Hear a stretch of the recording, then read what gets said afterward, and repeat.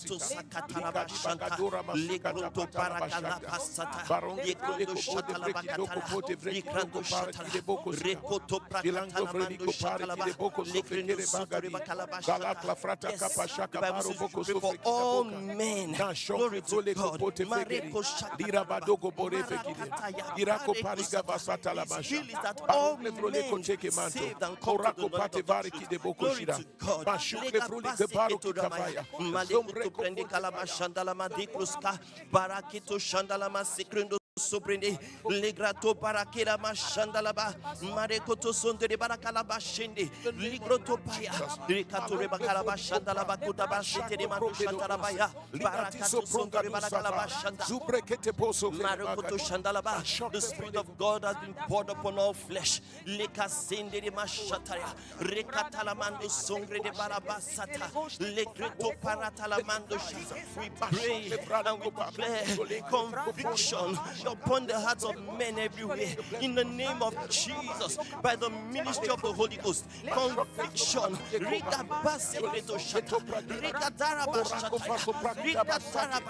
that the light of the glorious gospel will shine into their hearts in the name of Jesus. Karipo sonto rebaya maleko satarabaya rikatalabaya legretobaya God that has appeared unto all men Jesus. Ando robosika di barazokote. Le groge de voso prekide boko sofere badi. Irako paro sire bongo sipre kibarikatia. Ikarabasaka patarabashata. Ondo roboko sofre kide boko si. Irako pare kide boko sofre kibaradisha. Jali profrede koporiga barsate. Irako bara kisopro kido boko sema. Irako paro sire boko sofre knowledge of Jesus Christ everywhere. For the whole field has been paid for. In the name of Jesus, Hirabra, Malegi, Lupalita, Zanda, Zekredo, Shatalaba, Kobarati, Lekratorebaya, Ligrando Shatalabakato Shenia, Rikato Brandalaba, Likroto Parakia. We take away every thought that exalts itself against the knowledge of the truth. We arrest them in the name of Jesus. We bring them to captivity in the name of Jesus. Karepo Sataya, Mareko Shatalamandi. We arrest the minds of young people. We arrest the minds of children. We arrest the minds of leaders. We arrest their minds. Hallelujah. We bring every thought captive. Their eyes and their minds are on you, Lord. Karego senderebaya. Maregodo brandalaba shatalaba. Barake sontoreba kalaba shanda. Maregodo santa. The blindness of heart is taken away as we pray right now. In the name of Jesus, we exercise authority. In the name of Jesus, every distracting spirit, we send them out.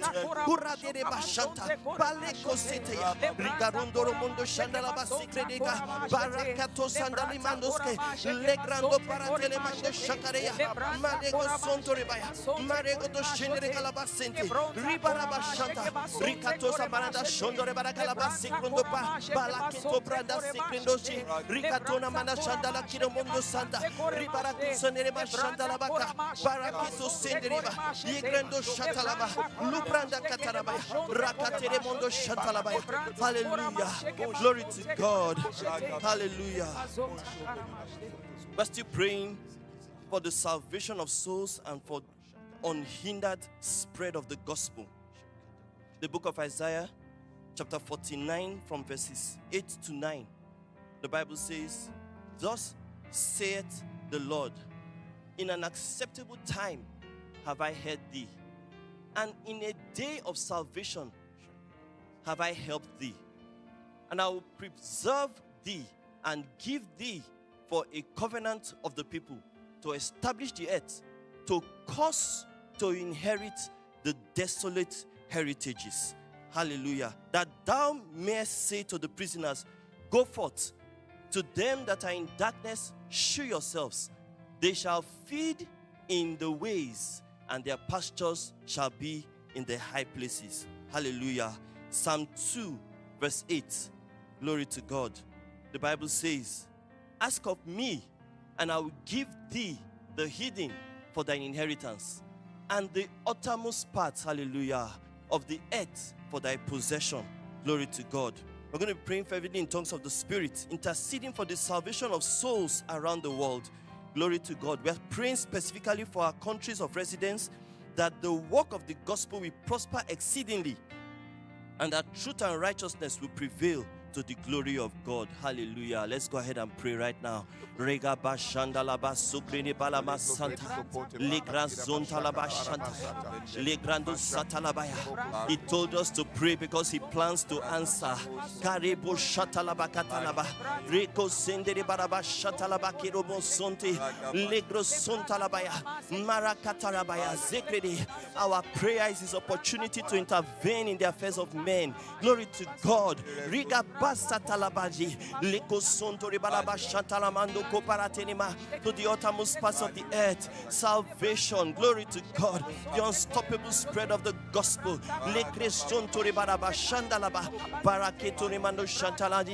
Landegaba sungre de baraktisha, barakendo sogre de baraktese, Rikato brande karabashata, Rikotore bakalabasataya, Marakatarabaya, Rikato shatalaba. We are taking over the desolate heritages. Glory to God. They that were in darkness, they are seeing a marvelous light. Glory to God. Mareka shata, bareko sotorebaya, reko zontorebalaba shandalaba sondoreba legrondo shandalaba sekrendo sondoreba rekataraba. The light is shining in the darkness. Glory. Kirabando sekre duindo brondo zengredeka. The light is shining in the darkness. The darkness has no answer. Kirabasata, mareko shatalabaya. This is a kingdom that cannot be destroyed. It's an ever-increasing kingdom. Mareko shatalabakataya. Leko sandalamando shandaya. And the kingdom of God is advancing forcefully. Legrendo shakarabando sondoreba. Mareko torebaraka shatalamando sekrede. Legrato paraktese. Legrato paratalamando shakradosi. Rekatoreba shatalamando koraba. Rakaterebo da shadaraba. Rekataramando shandalaba. Rekrando sondoreba. Rekator shendere galaba satareba. Rekator shekrendo sondoreba laba sata. Mande kroshendereba. Mareko tekrendo shanda. We declare salvation in every nation. Hallelujah. Every nation under heaven. Mareko sataraba. Mareko sekredeba. Maraketo shataya. The young, the old, the rich, the poor, those in authority, they are coming to the knowledge of the truth. Bareko shatalamando sokrede barakita rabashata. Mateke sontorebaya. Waves of salvation covering the whole earth in the name of Jesus. Karepo shatalamando sekeya. Legreto paratalaba. But this is the day of salvation. Mareko shatalaba. Day of grace. Hallelujah. Kuramande sikrodosha kera bonda. Mareko sekrede skorebande karamando shandalabas.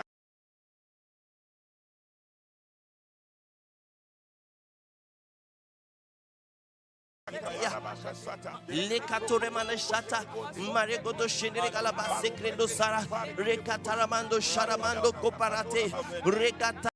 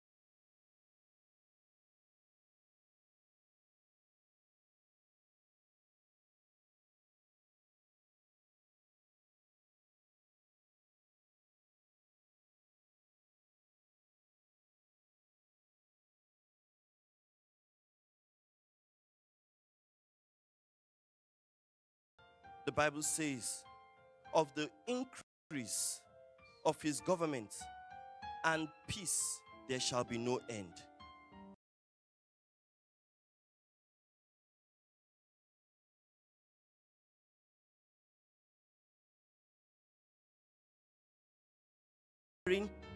This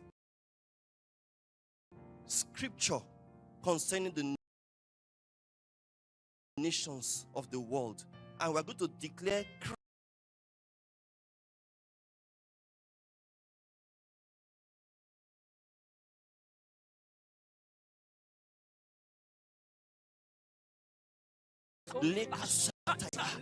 all authority belongs to Christ. He is the King of kings and Lord of lords.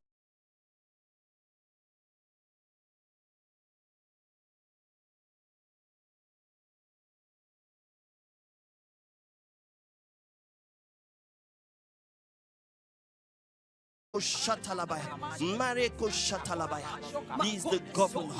Kirabasataya. He is the executioner. Bareko Shatala. Yes, he is the legislature. Hiramando Sataya. He is the judiciary. All authority belongs to him.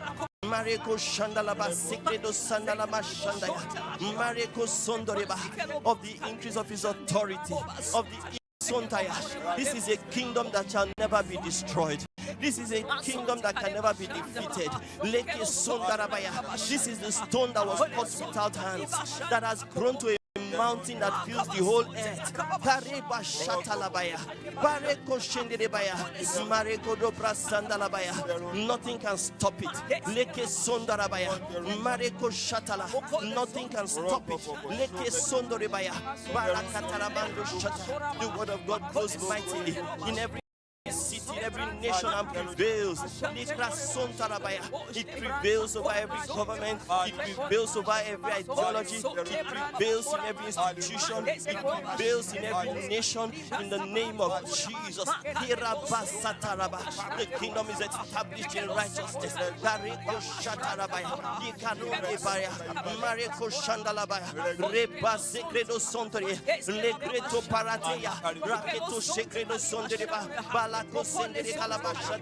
Yes, we establish righteousness. The gospel is bearing fruit in every nation, and of the increase of his influence there shall be no end. Hallelujah. Continuous increase. Continuous increase. In the name of Jesus, ever increasing glory. Glory to God. Glory to God. Thank you, Holy Spirit. Hallelujah. Praise the Lord. We're still praying, and now we're going to be praying for ministers of the gospel. Hallelujah. Praise the Lord. The Bible says in the book of 1 Thessalonians chapter 5, from verses 16 to 19, it says, rejoice evermore. Pray without ceasing. Glory. In everything give thanks, for this is the will of God in Christ Jesus concerning you. Then it says, quench not the spirit. Glory to God. Then it says, praying always with all prayer. This is Ephesians chapter 6 verses 18 to 20 in the King James Version. It says, praying always with all prayer and supplication in the spirit, and watching thereunto with all perseverance and supplication for all saints and for me. Now, Paul was the one writing as a minister. Mystery of the gospel. Next verse. Verse 20. For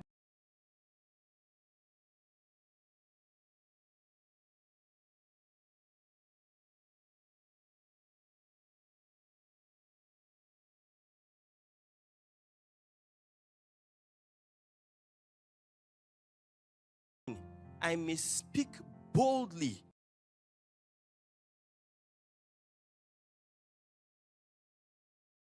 and we're going to be praying for those suffering severe persecution. We're going to proclaim peace over your country and the nations of the world. So let's pray and pay attention to praying for the ministers of the gospel, those in prison, and other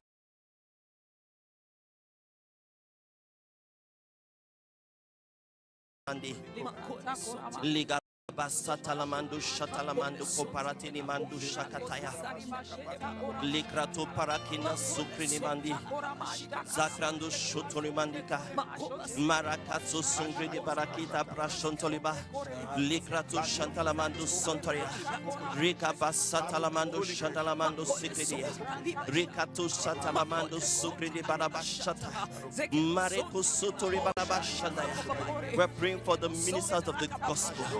Mareko Shatalabaya, Marakato Shatalabaya. Those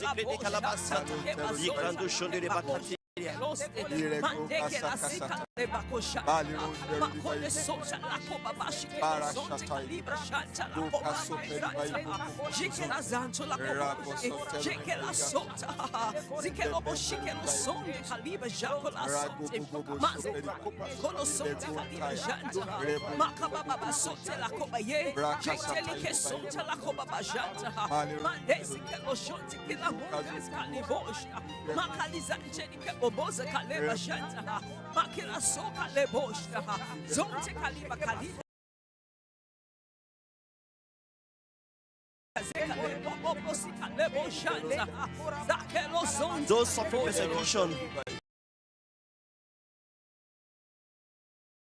our hands right now and thank God for answers to our prayers. We have this confidence that we have prayed according to His will and He has heard us, and we receive the answers to His prayers. Thank Him for all we are going to receive in today's meeting. We are going to thank Him for all we are going to receive.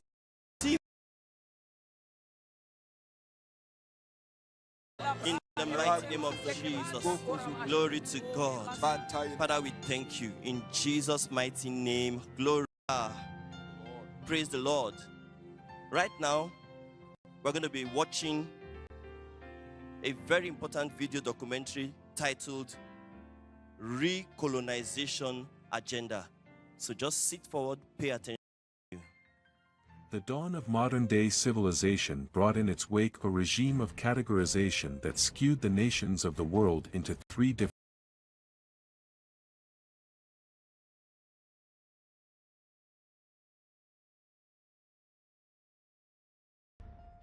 nations were distinctively categorized as first, second, and third world countries. While these categorizations bestowed certain of colonialism. In antiquity, colonialism was practiced by empires such as ancient Greece, ancient Rome, ancient Egypt, and Phoenicia. These civilizations all extended their borders into surrounding and non-contiguous areas from about 1550 BC onward, and established colonies that drew on the physical and population resources of the people they conquered in order to increase their own power and status. Colonialism is essentially a political phenomenon, whereby the sovereignty of a state and a people are totally alienated for the benefit of a foreign power. The political essence of colonialism is the direct and overall subordination of one country to another on the basis of state power being in the hands of the dominating foreign power.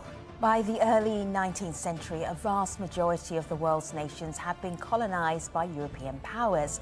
The empire-building and resource-driven exploitation of states and their populations continue to influence the world today, from language, religion, and cultural beliefs to legal and economic systems. In certain countries, colonial practices included slavery, genocide, and the creation of political and ethnic divisions that remain to this day.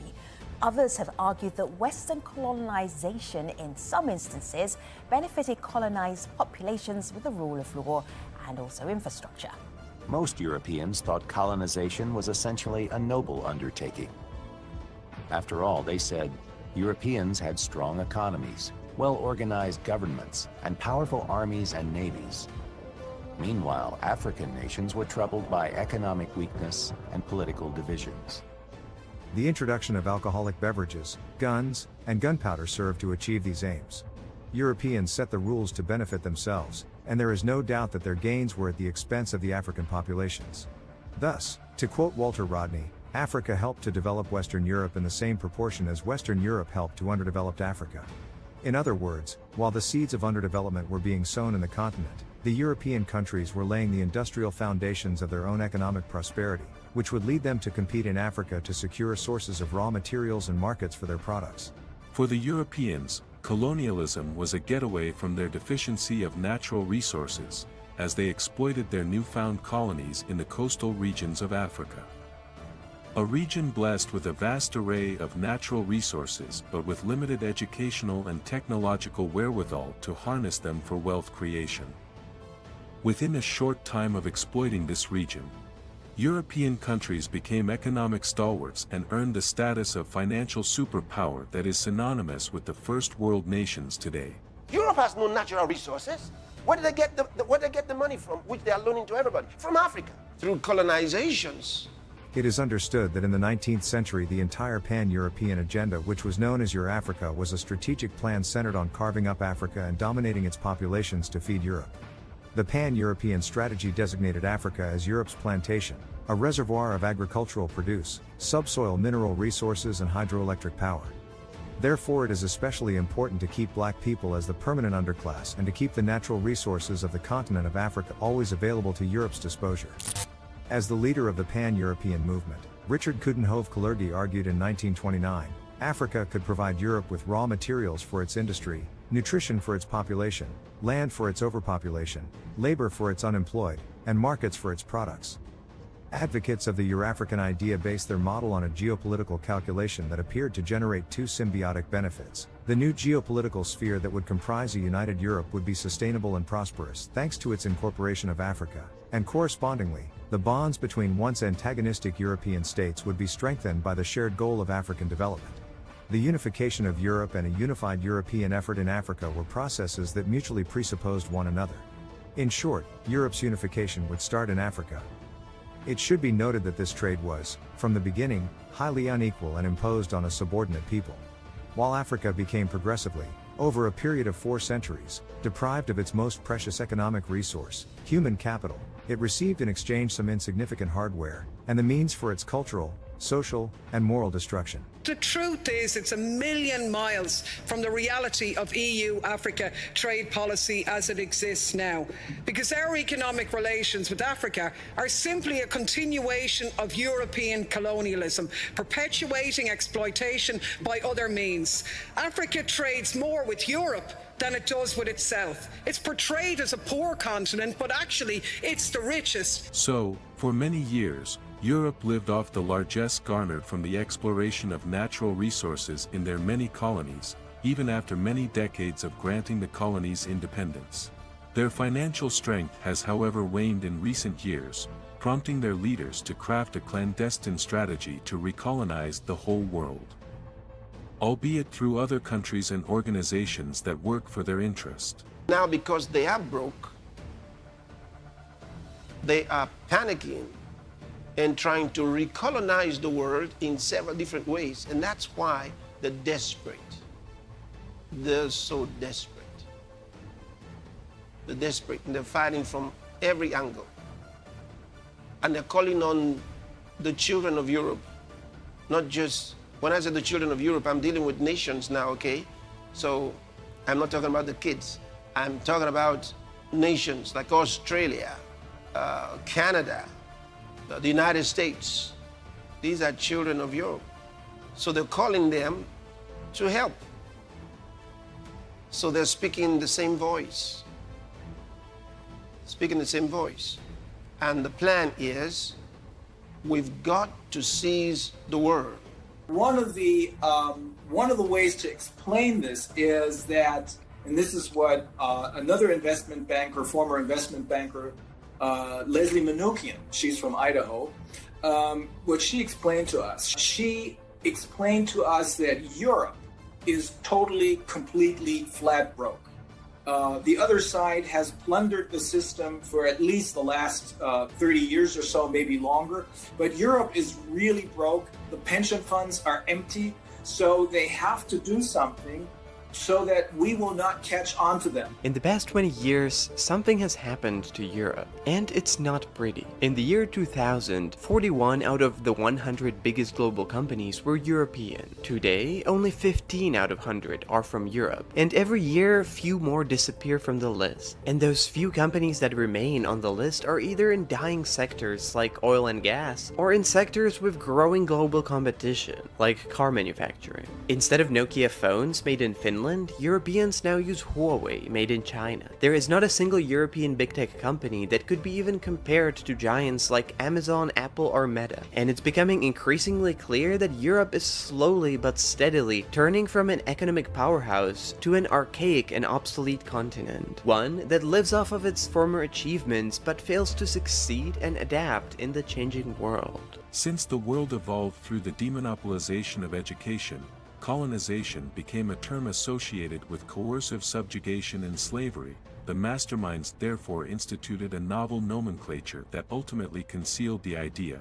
They called it globalization. Globalization, for the globalists of the world, is a euphemism for colonization. You better understand it. You see, colonization became a bad name. Okay? Became a bad name. All the colonies wanted to be free. And they connected colonization with slavery. It had a dark past. Nobody likes it. But the same groups that were responsible for forever colonization came up with a new name. It's called globalization. Globalization is the outcome of the Western world to facilitate global trade, to basically make it easier for the leading powers to access resources and access markets around the world. And this is achieved by forcing governments in other countries to adopt to free market economics. And this is basically colonialism with a bit of PR. When we talk about globalization, you talk about globalization as if it were a new word. It is not. Africans were once globalized as a commodity in the slave market. We were sold everywhere in the world. That was globalization. Then we were globalized again through colonization. Then we were globalized again through neo-colonization. Now we are being globalized in the context of opening our markets. It is Mwalimu Julius Kambarage Nyerere who in one of his many enlightened moments said, when I hear the Europeans saying that we should open our markets in the name of globalization and they say that the rules are the same, I laugh, Mwalimu said. You imagine the United States of America with a GDP of anything between 14 trillion and 15 trillion is now entering into a bilateral arrangement with Lesotho, whose GDP is 2 billion. And you say the rules are the same. It is a joke. It is murder. Another means by which they have also unleashed this strategic recolonization agenda is through the influence of self-acclaimed global organizations like the WHO and the United Nations under the cloak of economic safety and climate change. The unrepentant perpetrators want us to believe they're trying to save the planet, but they're not trying to save anything. They're not trying to save anything. It's the plan for the recolonization of the world, which they've always had. And they're looking for several ways to come back, several ways. They're trying through the World Health Organization, the WHO, and then, of course, They try to capture the United Nations and use it for these atrocious activities. The WEF and the UN are going to be meeting together to go over changing a global treaty that is going to take away the sovereignty of every free human being in this world, not just America, in the entire world. And they're doing this in order to fast track Agenda 2030, which, if you don't know, is the New World Order in a different language. They call it globalization, but I've told you,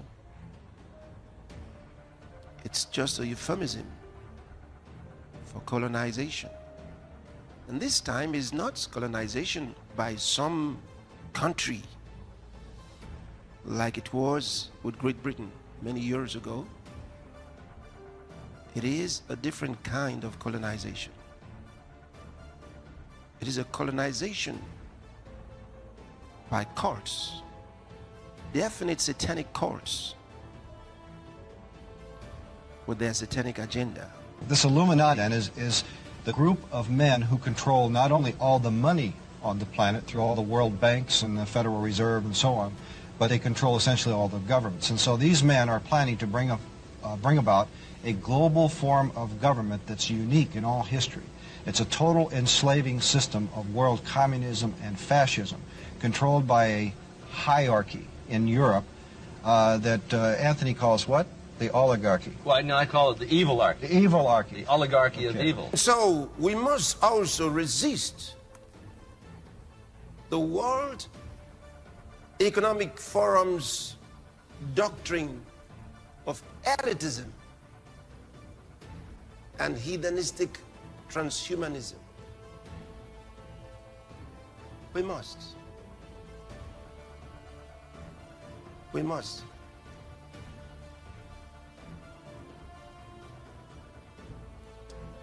Because the idea that the world should be governed by technocrats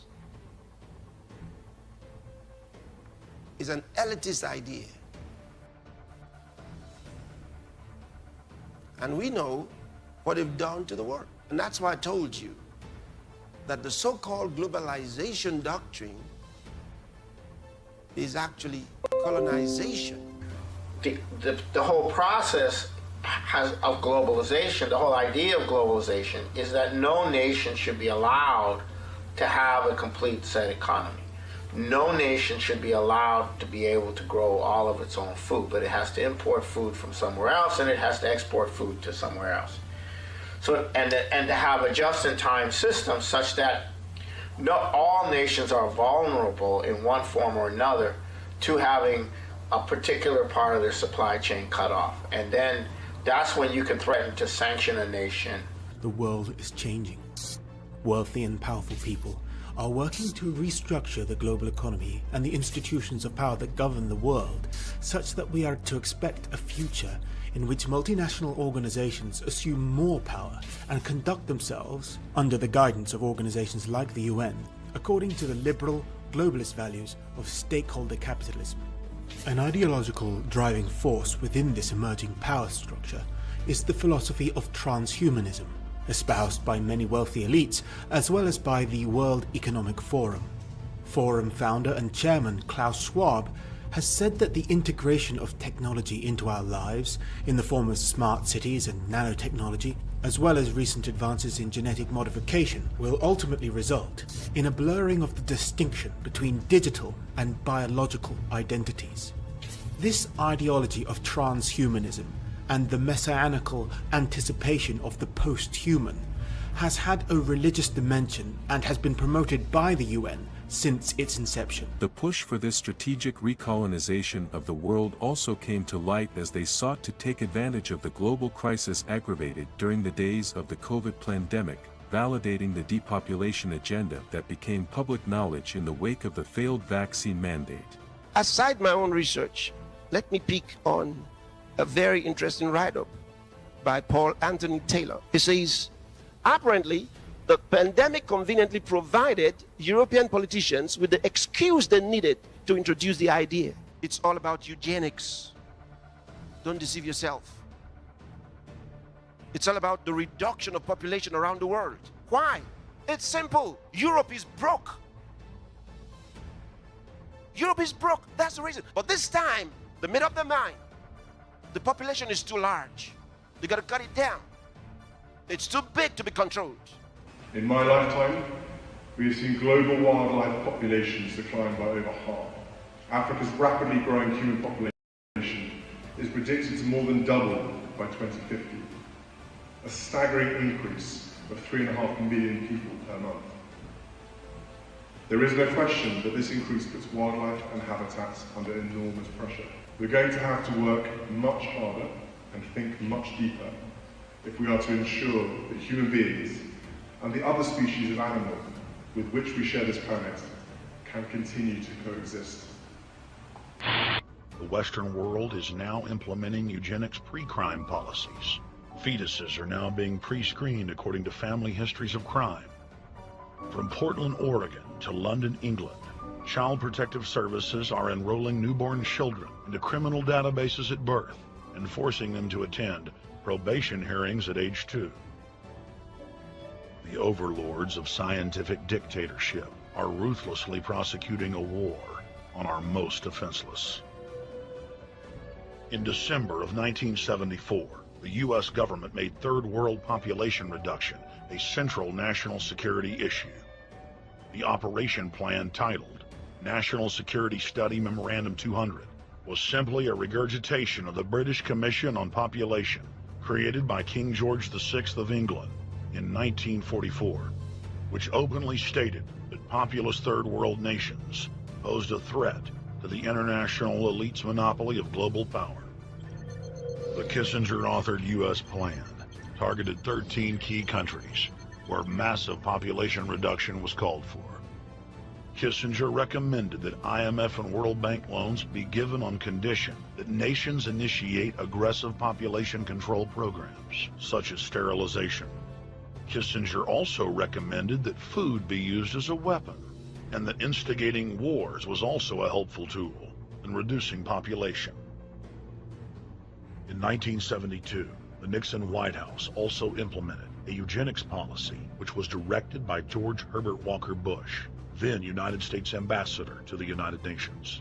Bush advised China on the formulation of their one-child policy and directed the federal government to forcibly sterilize more than 40% of Native American women on reservations. The Bilderberg-dominated Club of Rome advocated environmentalism as the best front to implement population reduction. In the draft copy of the United Nations Global Biodiversity Assessment, it states very clearly that we must reduce the human population from its current level of about 6 billion people down to about 1 billion people. So what do you think is a viable figure that Gaia, that the planet can sustain? I would guess, living the way we do, not more than 1 billion, probably less. It's largely a matter of You say that with equanimity, but that's postulating the most dramatic and terrible and unimaginable sort of cull of the human species. Well, I'm stick by it. I think it will happen. I think it's very probable. What time frame? It'll take almost a miracle to stop it happening this century. As somebody mentioned, well, why would they want to reduce the human population when that means less money for them? Most people have no idea. They're not after money. They have all the money they need. They're after power. That's their aphrodisiac. You know, I feel sorry for these people and what they're doing. What they're trying to do is sustain themselves without God. Europe kicked God out. They used to believe. I mean, Paul preached throughout Europe. They got the message. They became the custodians of the message of Christ. And they sent the message to the rest of the world. In the process of time, they turned against the gospel. And they say to themselves, we have always been masters of the world and we must continue to be masters. Well, the game is over for the time being. Our job is to issue an injunction restraining them from carrying these activities out until we are done. They can do it when we get out of here. In this whole wide world, those of us Christians who are born again, filled with the Holy Ghost, we are the only ones that can stop them. According to the Bible, we're the only ones, and we better do it. Otherwise, they're going to have a phase 1 and a phase 2. That means they'll do a phase 1 on the whole world. If we don't do something about it, they'll do a phase 1 on us. And we better not let it. For the mystery of iniquity doth already work, only he who now letteth will let, until he be taken out of the way. 2 Thessalonians 2 verse 7.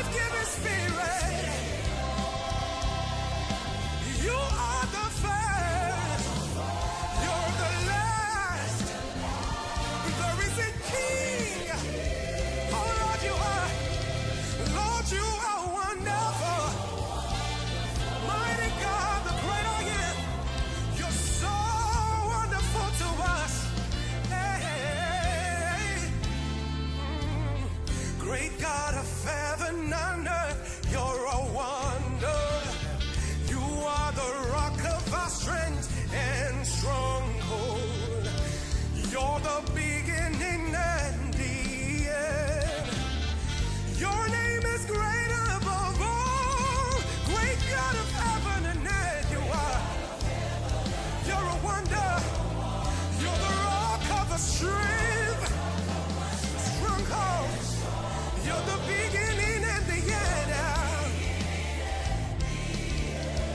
name is great above all. Jesus.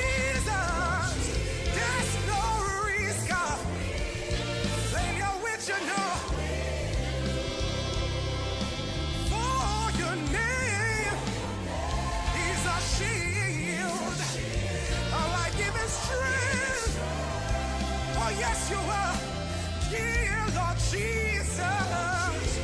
There's no risk of failure with you, no. Oh Lord, for your name is our shield. Our life giving strength. Oh Lord, you are wonderful. You're so wonderful to us. Thank you, Lord. You are Lord. You're our God, God Almighty, the one who inhabits. You are Lord and our God, the enthroned for everlasting ages. Great King rides upon the heavens in most glorious array. We're enthralled by the beauty of your holiness and raptured by the wonders of your glorious name. We're enthralled by the beauty of your holiness and raptured by the wonders. Oh, dear Lord Jesus, we thank you for your life in us, for eternity.